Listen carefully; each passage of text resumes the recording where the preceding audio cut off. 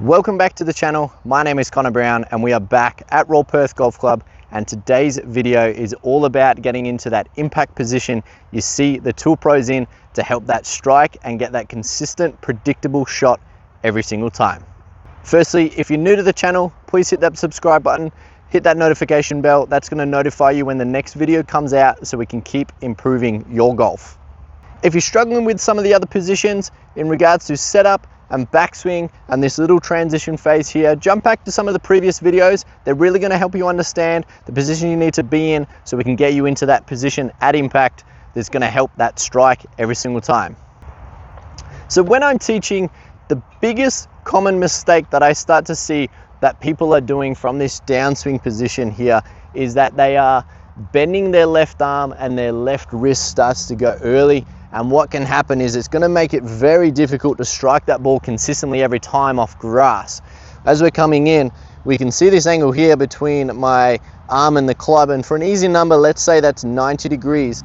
And as I'm coming down, I want to maintain that, and then I can start to release the club and have some nice solid wrist positions and structure going through, and that's what's going to get us going through and getting that strike really consistent every time.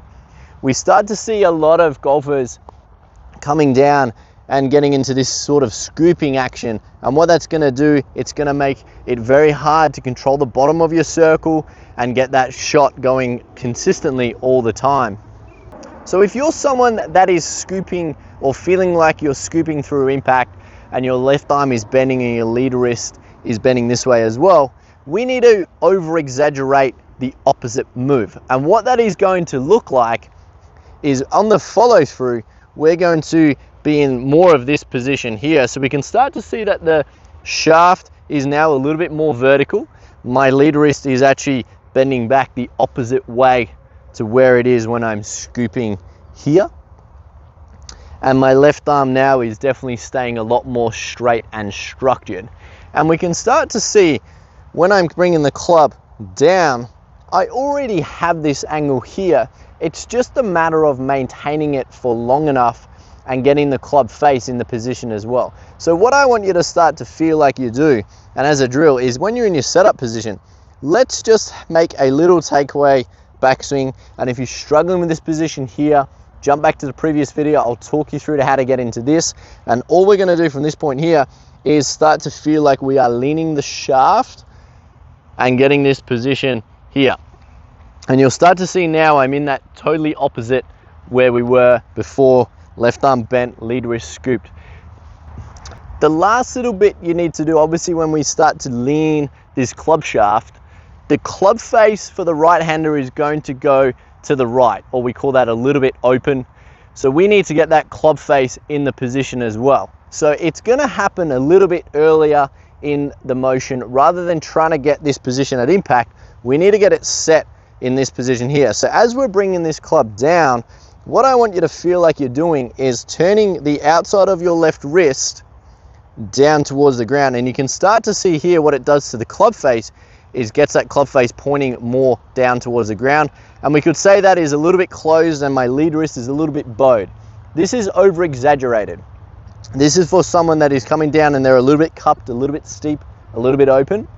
So we're getting the lead wrist turning down, club face is going to be closed, and you can see from this position here, I'm just maintaining that angle and I'm really over exaggerating it.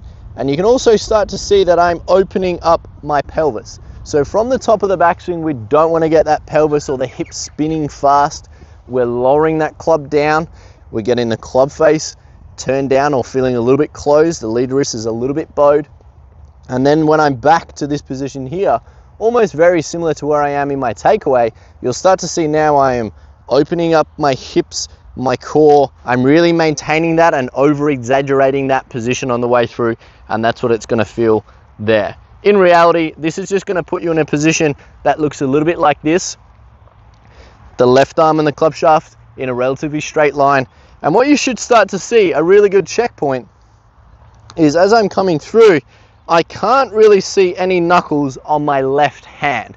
Because I'm at impact and I have turned this hand down, the two knuckles that I start off with in my grip position have now slightly gone.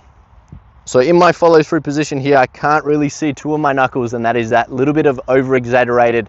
And what you can start to do is just hit some shots from this position here, getting through into that position there, and you'll start to feel the ball will come off a little bit faster, a little bit more ball speed, and a little bit more penetrating, because now we are de-lofting the club, getting some shaft lean and getting into that nice solid impact position that we see the pros on TV. Thanks for tuning into another video. My name is Conor Brown. If you liked the video, please hit that like button, subscribe to the channel, and we can keep improving your golf.